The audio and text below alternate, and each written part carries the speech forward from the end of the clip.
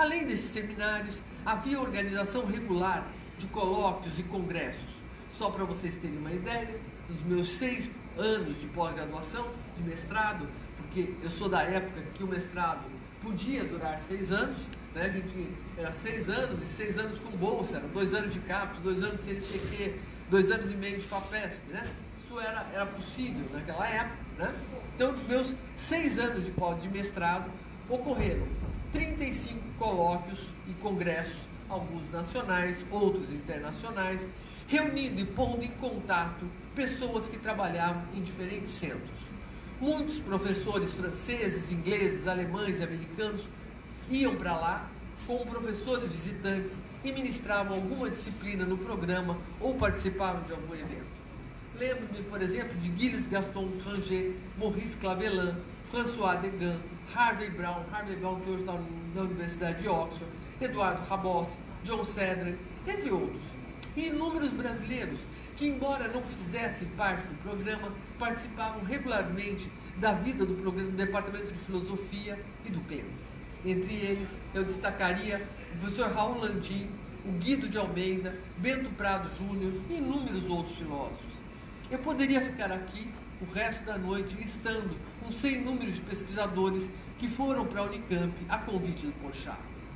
A marca que o professor Porchat imprimiu neste programa, neste período, e que o cara caracterizava, era a atmosfera de debate e de discussão que se instalou ali.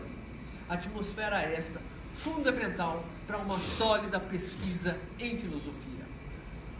A possibilidade de expor e debater os resultados parciais de nossas pesquisas contribui de maneira decisiva para o amadurecimento intelectual não só dos alunos, mas também de todos os pesquisadores que por ali passavam.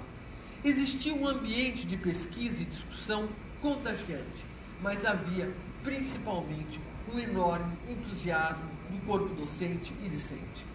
O professor Baltazar Barbosa Filho, ao se referir à sua participação na história deste programa, também destacou a atmosfera de debate que se instalou ali.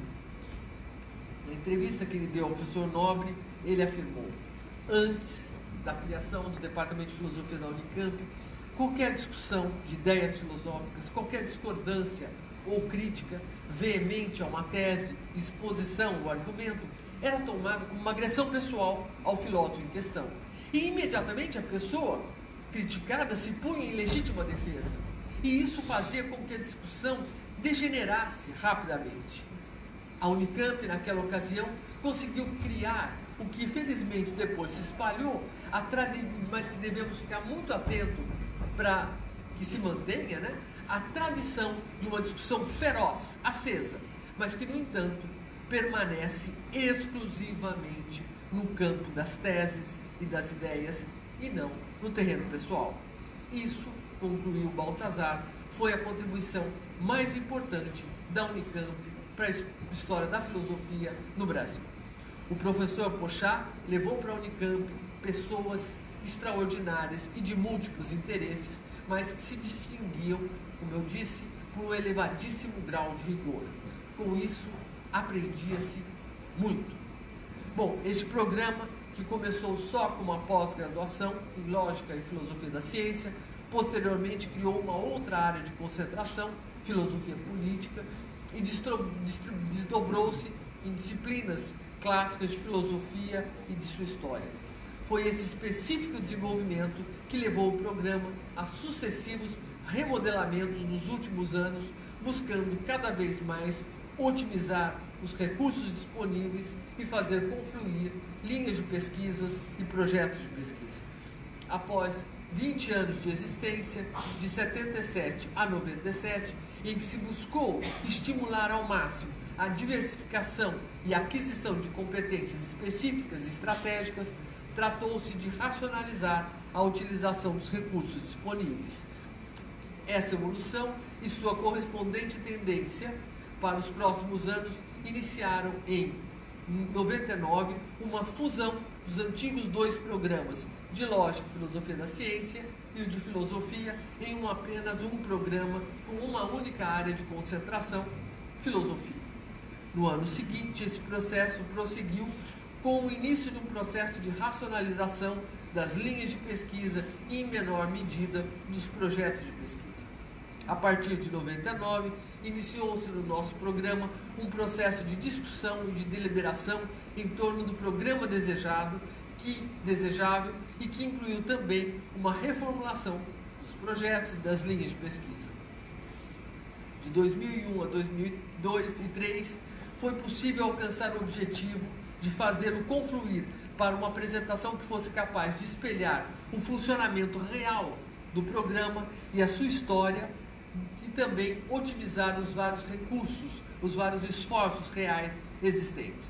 Reduzimos o número de linhas de pesquisa de 18, porque nós tínhamos uma quantidade enorme de linhas de pesquisa, para 4, e isso sem prejuízo das particularidades e das peculiaridades de trabalho de cada membro do programa, mas tão somente por meio do estabelecimento de afinidades e inserções entre projetos e linhas de pesquisas que até então andavam separados.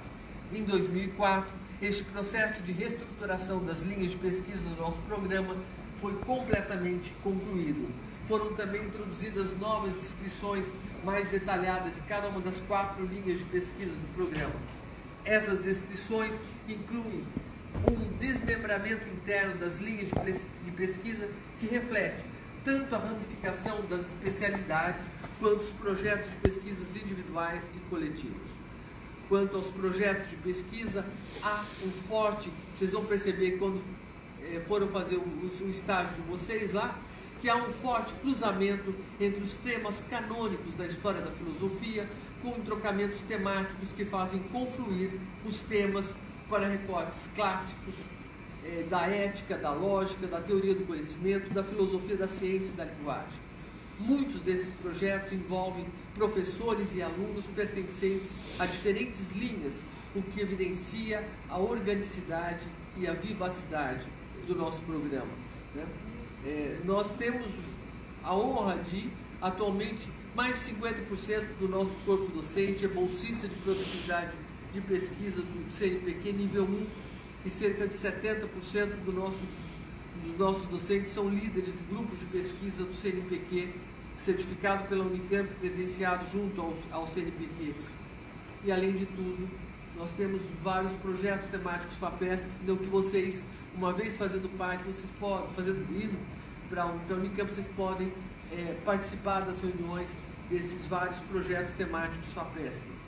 Esta vocação para a pesquisa, que marca a nossa história, sem dúvida se refletiu em nosso curso de graduação em filosofia, que é fortemente marcado pela tentativa de articular intrinsecamente o aprendizado básico para a pesquisa e pauta-se pelo objetivo de formar quadros profissionais altamente qualificados, capazes de vir a atuar na docência de filosofia, seja no ensino superior ou no ensino médio, e capazes de produzir um material bibliográfico pertinente para o apoio de nossas atividades docentes.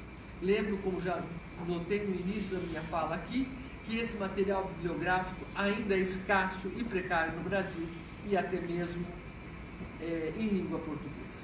Então, essa é a maneira como a gente tem trabalhado. Eu tinha preparado um pouquinho sobre a ANPOF, mas eu acho que, já dado o adiantado da hora, talvez fosse o caso da gente abrir para, se vocês tiverem dúvida, o Márcio é o nosso atual coordenador de pós-graduação, então se eventualmente vocês tiverem dúvidas de qual a situação que está o nosso departamento, enfim, dúvidas da nossa estrutura atual, eu acho que o Márcio poderia também falar algumas coisas.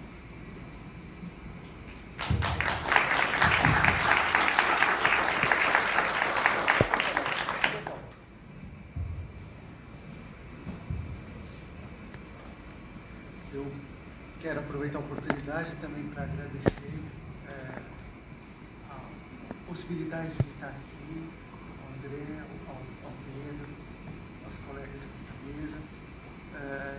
Para nós, do programa de pós-graduação em filosofia, o DINTER é o projeto mais importante atualmente em funcionamento, como já foi bem lembrado pela Fátima e também pelo André.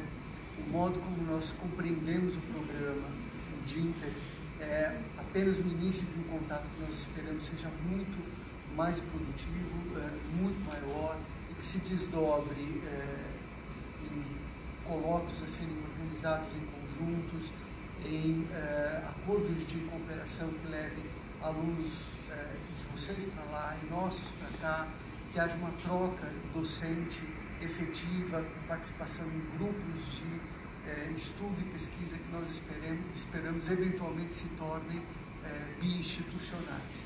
Né? Então, o modo como nós vemos o DINTER é apenas o início de um contato que, esse é o nosso objetivo, vai se tornar mais orgânico entre os dois departamentos e, quem sabe, também no futuro, entre dois programas de pós-graduação. Né? Nós sempre vimos o DINTER como início de um contato de dupla via. De novo, isso é muito importante de frisar, né? Como uma parceria, um futuro debate, os debates que nós tanto valorizamos na Unicamp. Né? Eu cheguei na Unicamp em 1992 para estudar filosofia, fiz a minha graduação, meu mestrado e meu doutorado lá, com apenas uma parte, um doutorado sanduíche fora do país, e Fátima Évora foi minha orientadora, tanto na iniciação científica, nas duas iniciações científicas, quanto no mestrado, quanto no doutorado. Então, quando o André falou, olha, vocês me topam fazer um evento à noite, na segunda-feira, falar um pouco do programa e um pouco sobre esperar o ensino de filosofia, ótimo, topamos. Fátima estava na sala na época, e aí eu dei o mote, eu dei o tom da proposta. Podemos falar assim, o porquê fazer filosofia hoje, falar um pouco mais, contar a história do departamento e do programa, e nós dividimos as falas. Né? E aí a Fátima foi escrever o texto e tal, e eu fiz, como fizeram uma vez com o Porchat, né? que foi o Janotti, não, foi o Landim, que pediu para o Porchat revisar um texto de prefácio do livro dele, não foi? Foi, acho que foi. E o Porchat revisou, enfim, acabou praticamente escrevendo o prefácio que foi publicado. Eu fiz a mesma coisa, já imaginando que a Fátima, que eu acho que é a pessoa mais capacitada para contar essa história e relatar esse processo de criação do curso da Unicamp, e ao mesmo tempo refletir sobre o ensino e a produção da filosofia no Brasil, eu fiz a mesma coisa, fiz com que ela produzisse o texto e para que eu tivesse a grata oportunidade de novo poder ouvi-la, coisa que nem sempre é possível dada a nossa rotina tão conturbada, né? E foi ótimo. Vocês puderam lutar. Ela viveu boa parte dessa história que eu passei a viver a partir de 1992. Né? Enfim, é isso. Gostaria de abrir para o debate. Vai ser um prazer ouvi-los, ou debate, ou enfim, para dúvidas e questões que vocês eventualmente tenham. Está sendo um enorme prazer voltar aqui para a UFAM pela segunda vez. Eu tive a oportunidade de trabalhar em dois departamentos antes da Unicamp. Um no sul do país, em Maringá, onde eu trabalhei por 7 anos, e outro no Nordeste, na UFBA, onde eu atuei como professor de filosofia do departamento por 6 anos também. Mas me faltava a região norte, então me faltava conhecer um pouco melhor o ensino de filosofia aqui. Tendo a grata oportunidade de fazer isso agora. Eu gostaria também de ouvir-los. Muito obrigado.